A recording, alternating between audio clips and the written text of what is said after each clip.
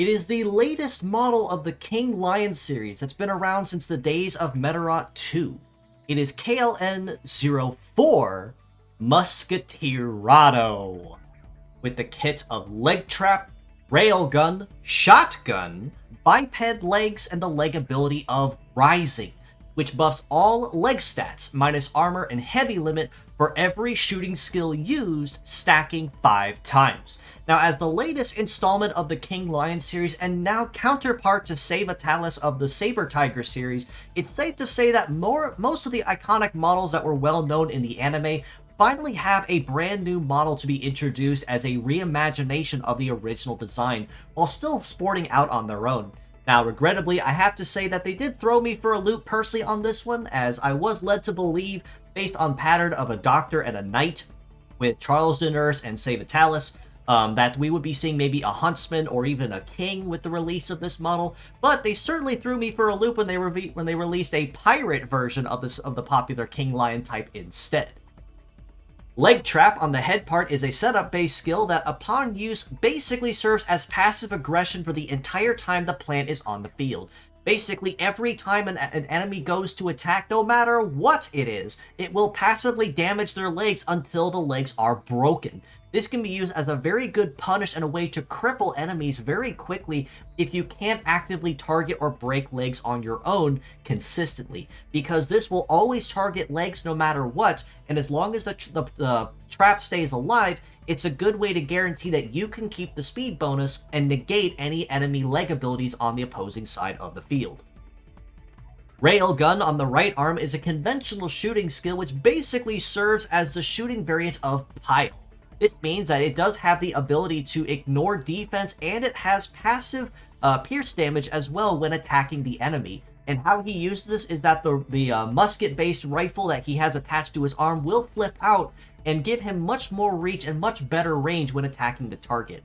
Now, because Railgun is a conventional shooting skill, that does also mean it does not have nearly as many drawbacks or cooldown punish or penalties when you are using it. So this is a much more viable option to use in favor of, say, rifle or Gatling or something similar, if you want something that can really hit hard without leaving you wide open and having to resort on, say, power rifle or Giga Gatling or anything that does have a cooldown penalty to it. Shotgun on the left arm is a brand new skill being introduced into the game. It has actually been teased, or at least the concept of it has been for quite some time, but it is officially being revealed as of today and released with Musketeerado. Explaining Shotgun briefly, it is a scattered AoE conventional shooting skill, which means it damages one part normally and then 2 others at random at 1/3 damage, but it has a little bit of a kick to it. If it attacks a forward-facing foe, much like, say, Punishment, which has the same condition, your success and your power, both those stats go up by times 1.5, and get this, your next hit is guaranteed to be a critical hit on top of that. So not only are you getting a power and a success bonus on top of this, but we're basically going into cross-shock territory at this point. So to explain Shotgun in as few words as I can, it's basically a new version of cross-shock that is a little more conditional, but is more conventional to be used. So it is nice that we finally have a shooting variant, albeit a conditional one, to kind of help tip the balance and put something on the shooting side of the field that cross-shock has had for a while. Biped legs means that Musketeerado will have very solid coverage across most terrains, as bipeds usually have the most diverse coverage when it comes to terrain compatibility, and leg stats and stats across the board are very promising and pretty sturdy across the board too. When it comes to armor, he's packing about 4,000 with the head, about 3,500 with the right arm, 3,400 for the left, and legs at 3,750, he's packing some very solid and par for the course armor stats for someone of his caliber. Not absurdly tanky, but also not massively, not a total glass cannon either, which means he can most certainly take a hit moderately well without it breaking or crippling him too quickly.